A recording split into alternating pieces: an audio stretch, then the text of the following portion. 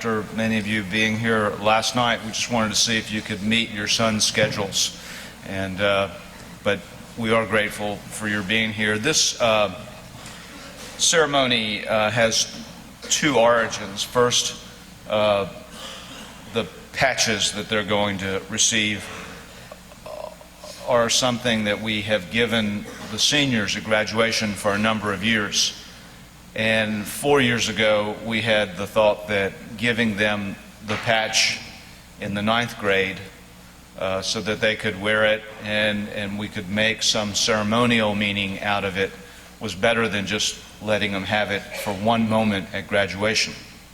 And actually, these seniors that are participating this morning in this small ceremony were the first class that had the patches and had the ceremony. Secondly, the ceremony is similar to some of the rites of passage that sadly have disappeared from our society. I frequently think about the value of a ceremony like this when I attend an Eagle Scout ceremony or a bar mitzvah, because you're in a moment where you're hearing about the importance of becoming of age, having responsibilities, and we just, I think, need to talk more to one another and certainly to young people who are reaching those milestones. And so we felt that implementing that this morning was really important.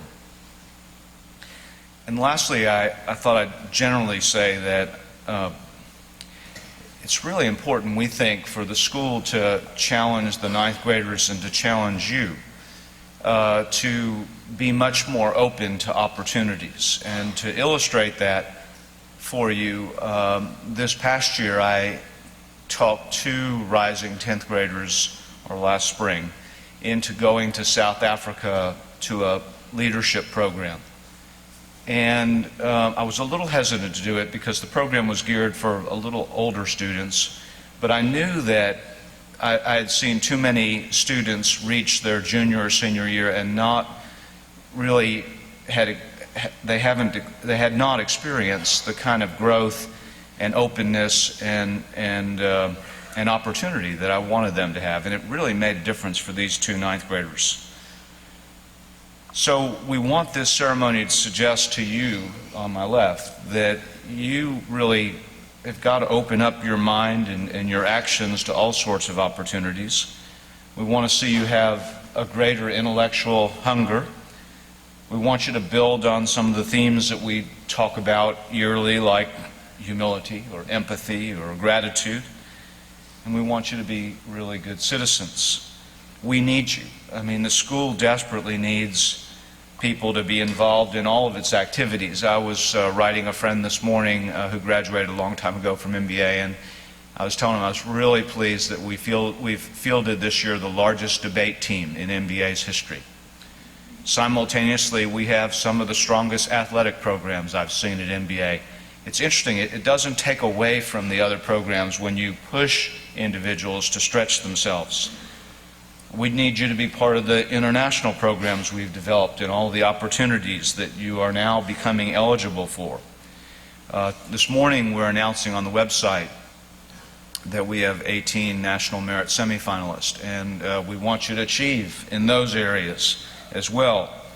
We want you to fill all these seats behind me in instrumental music and be in the chorus and help populate the art programs in a great way and be part of the robotics program.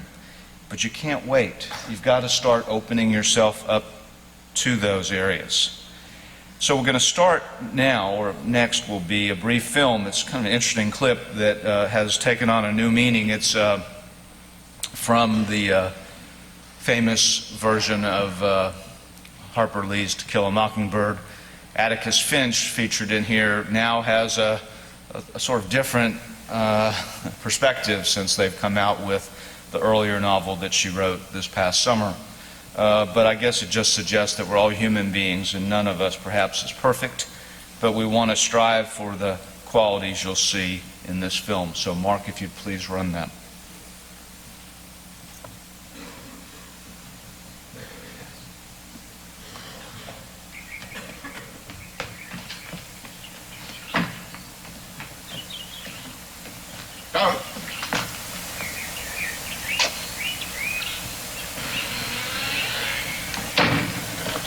Well, what in the world has got into you? No.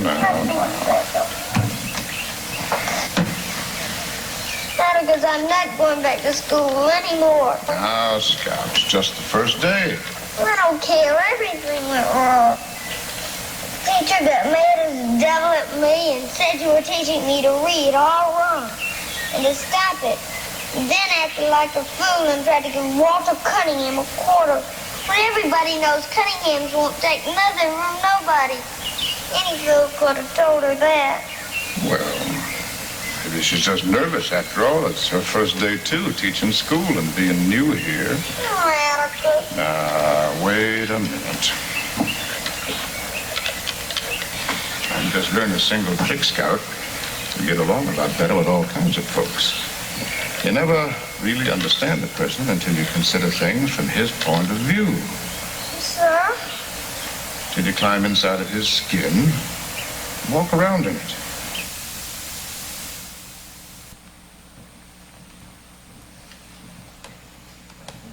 We've asked several faculty members to speak at these events, and I'm very proud to I'm proud to ask a student first, a senior, to speak. And we've done both a senior and a faculty member each year.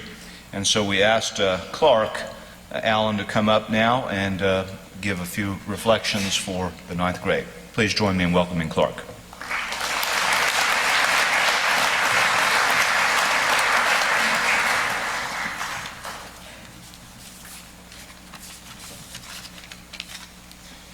Good morning. My name is Clark Allen, and I'm a member of this year's senior class. I'd like to start off with this quote. Harriet Tubman once said, "Every great dream begins with a dreamer. Always remember you have within you the strength, the patience, and the passion to reach for the stars to change the world." This morning, I would like to share with you all how I have learned about my passions and used the tools at MBA to become the person I am today. 4 years ago, I sat in the same seat as all you freshmen, wondering what my high school career had in store for me. I was a new student in the ninth grade and I was intimidated. I was a bit nervous about my first year at MBA. I was actually the first person in my family to ever go to MBA. I have an older brother, but he decided to go to FRA. But after long talks with my parents, I realized that I was ready for the rigor and the promise that MBA offered. The more time I spent at school, the more I realized how many opportunities there are on the Hill. I was worried about fitting in and finding who I wanted to be. But I soon found out that there's something for everybody at MBA. My life has changed due to MBA with the experiences it has given me. Whether it's hosting a Chinese student for a year or traveling to Peru and California on a Wilson grant, I'm grateful for every opportunity I've been given. My knowledge of the world around me has increased tremendously due to all the people I've met and experiences that I've had. I therefore will share to you members of the class of 2019 some of the lessons I've learned. First, try something new. There's so many things that MBA offers. Sometimes it's a great idea to try something new. You never know what you are missing out on unless you see for yourself. My dad always tells me variety is the spice of life. I still hold that idea close to me today. I remember freshman year going to the robotics club because I thought it would be cool to fight with robots. I soon learned that the club requires a lot more work than I expected. Eventually I realized the club was not really for me, but at least I now knew what it was like. I learned about a program at this school that I did not know anything about. Also, get to know your classmates. Part of what makes this school so great is the bond that each class forms. When I was elected class treasurer, I made it my goal to have a conversation with every person in my grade. Today, I'm not sure if I hit that goal, but all I remember is the great conversations and things that I learned about each person in my class. I'm sure most of you freshmen do not know everything about your classmates, and I encourage you to form new relationships. My parents taught me this idea when they agreed to host MBA's first international student, and he stayed in our house for a whole year. For those of you who do not know Troy, he is now the president of the service club and has used MBA as a great tool. Sometimes it's not easy hosting a Chinese student for a year, but I learned from it. One fond memory I have with Troy is the first time he went to the pool with me. I called into his room and I told him that we were going to go swimming. I asked if he needed a bathing suit. He claimed he was fine. So he got in the car and I took him to the pool and I showed him where the locker room was. A few minutes later, he walked down to Speedo and just wearing goggles. Everybody there was staring at him. So when people would ask me and say, "Who is he, Clark? Who is this guy with you?" I'd say, "I have no idea who he is." I might have learned that Chinese swim attire is different the hard way, but I also learned so many valuable things about a different culture. Trent and I might have disagreed at times, but I have so many valuable memories from my 1 year with him. New relationships enable you to broaden your knowledge. Another important idea is to be enthusiastic. Whether it's running hard sprints after a long football practice, or seeing that it's 11 p.m. and you still have to do that lab report, or the girl you asked to homecoming is going out of town, be enthusiastic. NBA can be pretty hard at times. If you do not have a good attitude about it, the hardships will just become worse. As many of you are wondering, yes, I am in a cast, and I did not get in a bad motorcycle accident like I've told some females, or clubbed in a fight like I've also told some females. But rather, I got hurt in the first football game of the year. I was at first pretty depressed when I heard I'd be missing 4 weeks of the season, but one afternoon, my position coach, Coach Brown, told me, "Never lose that smile off your face." I thought about what he said and realized that he is right. I decided to always be enthusiastic about my situation. For those of you who've been in the NBA weight room, you might know that there's this machine, there's a hand bike in which you're supposed to just use your hand and bike. For those, every day I go in there after school, everybody knows that is my machine. Over the past 3 weeks, I've just bonded with the machine, and I became so good at it, even though I look so stupid doing it. If there's a Tour de France of hand biking, I'd be a contender for the title for sure. Even though my situation might be hard, I've grown to accept it and become enthusiastic about it. Lastly, find your passion and do something with it. Find what you really enjoy doing and apply yourself to it. When I was studying Spanish in California, I realized that dancing is one of my passions. I know I might not appear like a dancer, but it's one of my favorite things to do. I used my resources here at NBA to then start the NBA Partner Dance Club. Despite some ridicule at first, people began to realize, wow, he's actually serious. Many people then came to my club and admired what I could do. I know it might be a minor example of stereotypes, but people just saw me as this two-sport athlete, and they didn't think, wow, maybe he was different, maybe he could dance. At NBA, it's easy to fall into the pack, but sometimes being different is a good thing if you enjoy doing it. Find what you enjoy doing and excel in it. My time and experiences at NBA have helped shape me into the man that this patch represents. I've learned to respect other people's opinions and backgrounds by learning different cultures and beliefs. I've been resilient and enthusiastic through each challenge that I've faced. I've gained confidence as a gentleman, scholar, and an athlete. Freshmen, I challenge you to grow in the NBA community, representing the ideals and the morals the school is based on. I challenge you, the class of 2019, to find your passions and let them create you to the man that the NBA patch stands for. Thank you.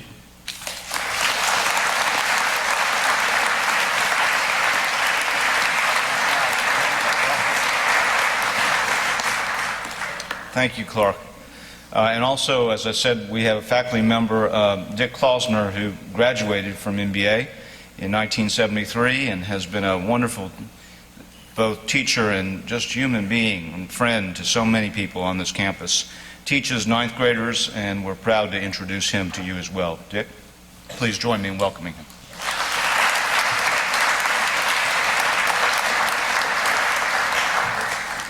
Good morning, everyone. I know you parents just left here about 5 hours ago, but welcome back.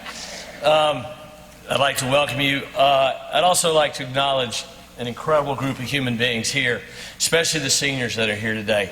These guys have been through the journey that you're about to begin. And if you look at this group sitting here, they're an incredible group, and what they've done here has vitalized the school. And that's what I'm addressing you about this morning.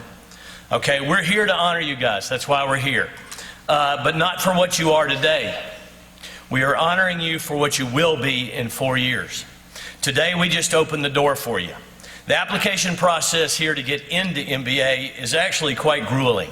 It's grueling for you, but it's just as grueling for us, because we are building a community that we will be intricately involved with for the next 4 years and then forever after that. So when we bring you in for a purpose, okay? Each acceptance is a risk that the person that comes into NBA is here just to serve himself and not help do what I call create NBA. The day we accepted each of you, you young men sitting in this room, we accepted you because we believed in you. We believed in each one of you, and I mean each one of you. And we believed that you would be willing to do 2 tasks. Number 1, you would take advantage of the amazing and incredible opportunities that live here awaiting you. You just have to have the courage to open the door and try them. But number 2, we felt that each of you would be part of the dynamic growth of MBA as it evolves by giving of yourself to something larger than yourself. But you are the vital component. MBA is not a rock. MBA is growing. MBA is developing. If it were just a rock, I would not be here. But it depends on each one of you being a part of it. Number 3, we ask that your significance to the school begin today. We expect you young men to be able to step up to challenges and say, I can do this when confronted by an opportunity or a challenge. And I'm here to challenge you. There's an old saying that says, a ship in a harbor is safe, but that is not what ships are built for. It was built to challenge the sea. Now you're safe now, but till you open a door that you haven't opened before, till you took a risk you haven't risked before, you're safe. But you're not helping yourself grow, and you're not helping MBA grow. Next, let me ask you, who are you? Do you have a clue about what lies in your soul? Do you have any clue how powerful you are as a human being, as a leader, as a teammate? Do you have the courage to grow into a man quickly? I mean, the expectations we have on you guys are incredible. But that's why we accepted you. Realize you're going to struggle here. You will taste failure. You will struggle. You'll be cut from a team. You may not get the role you want in the play. Your poem may be 3rd place, but you are in a place where you will learn how to face a struggle. The outcome of the struggle does not define you. It is the commitment you bring to the struggle. We chose you to be part of our school because we saw you as men ready to do, to give, and to be your best. We chose you because we felt each of you in this room had the kind of character that was ready to face and learn from and fight through any struggle. But we also felt, that's why we do the interview, that's why we question, that's why we look at recommendations. We also want to know, do you have the kind of heart and passion that can give of yourself? And those are the things that it is to be a man. Listen, I was cut from basketball here as a sophomore, and my dad was a basketball coach. That was an easy dialogue when I got home. I was cut from my travel baseball team, and I know it was because he didn't recognize my greatness. But my biggest failure here that woke me up and suddenly brought me into the MBA fold. See, I came as a freshman. So I didn't go through the middle school here. I didn't really know what it meant to be an MBA. I just came, okay? But my biggest wake-up moment was my biggest failure. As a sophomore, I did not like Algebra 2. Actually, I still don't. But I did not like Algebra 2. So I didn't really give my best. And so I failed the first. In those days, we were broken into 6 weeks. And I made a 68 for the first 6 weeks. Well, in those days, if you failed, you were off the team for 6 weeks in terms of you could not play games. Well, I was just a bench warmer in football, so I didn't think it really mattered. I was just a sophomore. I wasn't getting any playing time at all. I was way down on the end of the bench. I didn't. We became tackling dummies in practice. 3 of us failed Algebra 2, and we became tackling dummies in practice. It was horrible, but it was fun. We didn't really, it didn't really matter that much. We didn't think. And this is a point I need you to hear. All right? I kind of joked about it, actually, that I'd failed off the team. I thought it was my badge of coolness. But suddenly I was called into Coach Owen's office, who was an amazing man. He's a legend, but he was an amazing man. I was called into his office, and I saw the look on Coach Owen's face, and I realized how much I had let him down. And I was just a bench warmer. But you got to realize, every one of you is important. But it's not just important to a team, you're important to us. You're important to us. And when I saw I had let him down, even though I was a bench warmer, when I saw that look, I changed. I suddenly realized the expectations this school has for every one of us, star or not. And that look changed the direction of my understanding of NBA like a flash. I vowed I would never give anything but my best from that moment on. And I became a member of theater. I did extemp on the debate team. I played football. I played soccer with all the heart I had every single day. The point is this: you can recreate right now who you are. Some of you are awesome. Some of you are thinking about awesome. But you can recreate who you are right now. And I want you to begin building who you are immediately. And I'm not saying that you have that cursed word potential. What each of you has is a depth of character that some of you do not even realize yet. Realize, NBA's goal is not for you to all go to Harvard or go to Yale. Our goal is in bestowing this patch upon you today is that you start on the road to becoming good fathers, start on the road to becoming good husbands, start on the road to becoming good men who have the courage to be leaders in the community. And you will all be parts of communities, from teams to families to church to friends to anything. But I challenge you to work hard enough and with enough heart and love that when people see this patch upon your chest, they know that you are men of depth and honor. You are now on the road to creating and revealing who you are, and the choice of greatness is yours. God bless you.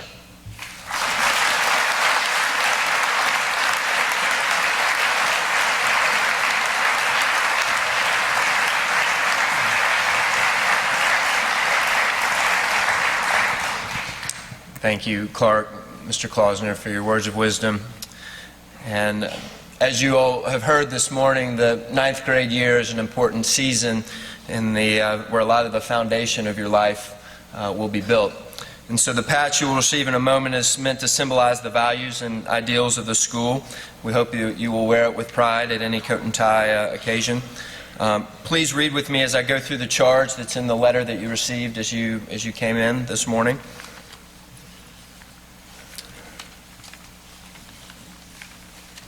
Dear student, at MBA, the ninth grade represents a meaningful step forward in the development of young men. The administration and faculty entrust the students with greater freedom and responsibility. As you attain more freedoms and your responsibilities increase, you are expected to be self-motivated and young men of commitment, discipline, empathy, humility, and service to peers and community, building towards a future leadership role in one or more areas of school-wide community life. The wearing of this patch symbolizes this tradition, which will culminate with its proud display at your graduation from Montgomery Bell Academy. The MBA patch embodies the honor, respect, leadership, self-discipline, citizenship, and leadership that you will develop through your relationships with faculty, coaches, mentors, and one another through your experiences and beyond the classroom at MBA. Please honor and strive to take personal ownership over these ideals. They are the primary legacy built through the 149 years of the gentleman, scholar, athlete tradition at MBA. We hope that you will wear this patch with pride at coat and tie occasions till you walk across the graduation stage to receive the MBA diploma. We're excited for you to embark on this next part of your MBA journey. Welcome to the high school. Before we hand out the patches, I wanted to thank the kitchen and for Mrs. Power and for Mr. Sharble and Mr. McMahon and and the orchestra and the many other people that helped to bring this together. Let's give them a round of applause.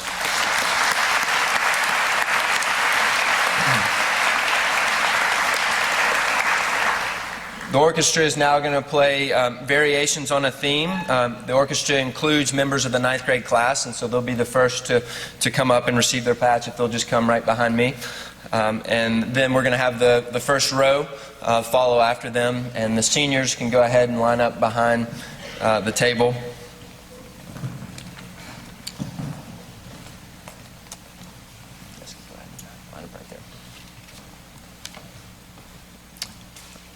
Go ahead, process in the beat. Yeah, right there.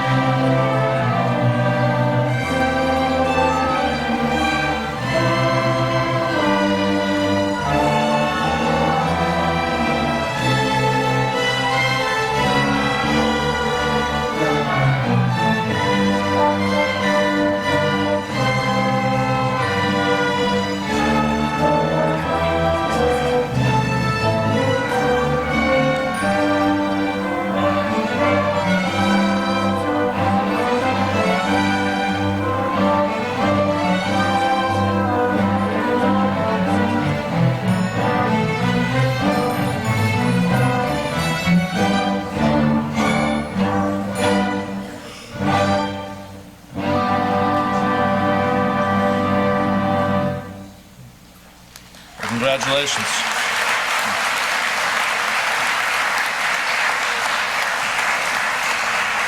Thank you very much for being here this morning. There are several other ceremonies I hope you will look forward to.